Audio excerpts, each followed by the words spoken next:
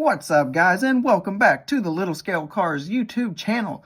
Today in the review box, we finally have the Matchbox Moving Parts Alfa Romeo Stelvio.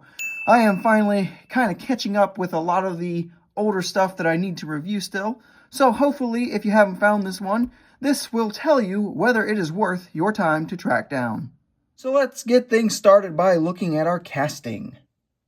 So, quick look at everything, proportionally speaking, not too shabby. Don't really have any major gripes with it, just from a proportional standpoint. Pop the real life car up in the top right corner so you can compare a little bit here. And then while we do that, let's start to break down the casting itself. So basically everything you're going to see here painted in red is going to be metal, and it's going to be die-cast, and it's going to look very cool.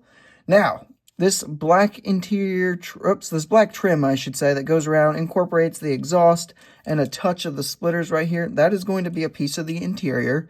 So that's always a cool way of breaking the model up, I think. I really like it when they do that. And then the base is actually going to be this diffuser bit in the back here, and that's about it as far as what you can see. It's obviously a big chunky base still, but you can't really see it very well, so that's kind of good. We do get mirrors casted in here, looking great. All of our body lines are there, present. We get an antenna up here. All this looking pretty good. This is like casted in nicely. There's no breaks here. This is all casted in up front. There's like no interior bits peeking through here, which is an interesting way of doing it, but I don't think it looks bad. We do have moving parts on this particular one. That's the doors.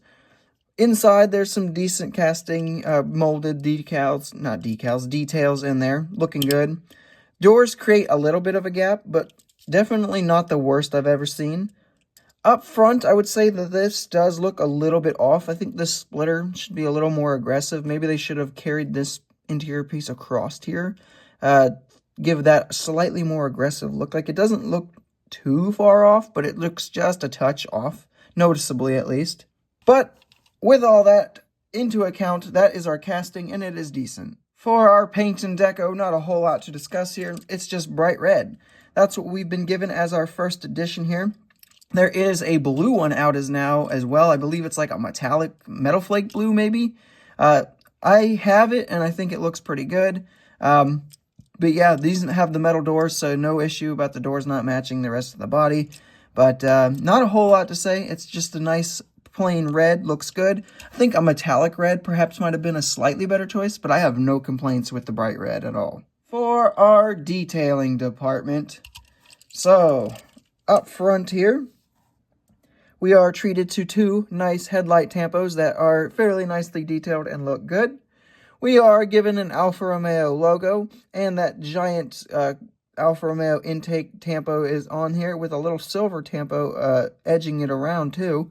Then again, these two down here also tampoed on. Overall, looking really good up front. No real complaints.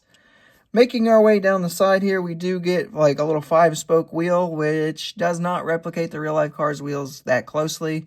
But the real-life car has some interesting wheels, so I can't say I'm too surprised by that. Making our way to the rear section, we once again get an Alfa Romeo logo looking really good. We get two nice taillights. Despite the fact that they blend in pretty well with the paint, they are like definitely there and slightly differently colored. You get a Stelvio, another little logo here, and then an Alfa Romeo license plate. And then again, the exhaust is there. It is molded into what I believe is the interior. So overall, detailing, not too shabby, pretty good. Moving into the roll test. This one does roll, and it rolls very, very nicely, which is always good to see. I went ahead and put this one on the scale, and it comes out to be 42.64 grams. So it has some serious weight to it. It has a really nice heavy feel to it, which is really cool considering it is an SUV. You would expect it to be a little bit heavier. Pros and cons, kicking things off with our pros. The biggest pro is that this is the first Alfa Romeo Stelvio in the 1/64th-ish scale space.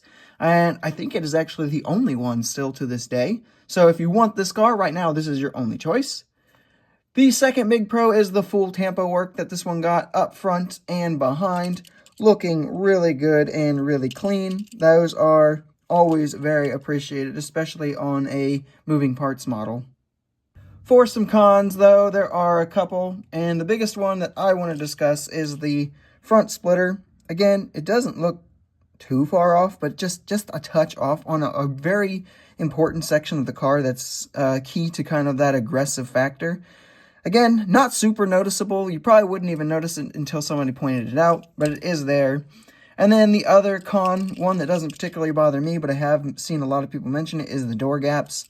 I have a hard time complaining about that, considering it's moving parts model. That's kind of the whole point of it. But I have seen some people complaining about those. For some quick size comparisons, here we have it with some other Alfa Romeos that you might have, with the Tarmac Works Alfa Romeo Giulia GTA-M and the Hot Wheels Alfa Romeo 8C.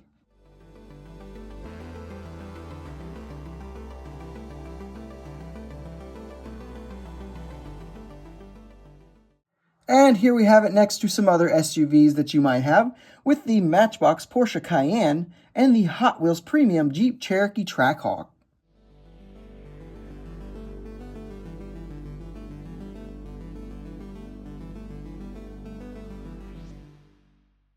So with all of that out of the way, it's now time to find the overall scores.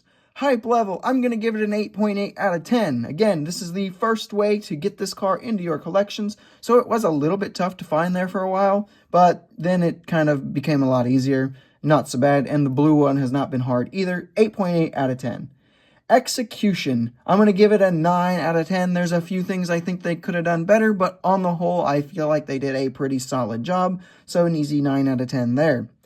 Feedback. So I mentioned that I have seen a little bit of griping and complaining here and there about the casting. I don't think anyone has any massive issues with it, but there is definitely a few things the community seems to think could have done better. So I'm going to give it an 8.5 out of 10 on the community feedback. When we take the three categories, add them up and average them out, we are going to end up with an 8.76 out of 10 as our overall score.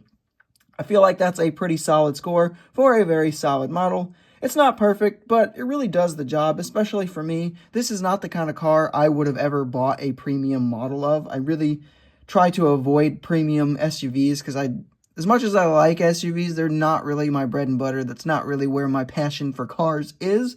However, when there's a cool one like this out, you know, they do pique my interest enough to pick up a moderately priced model of them. So for the $3 price point, this one really does all I wanted it to do, all I really need it to do.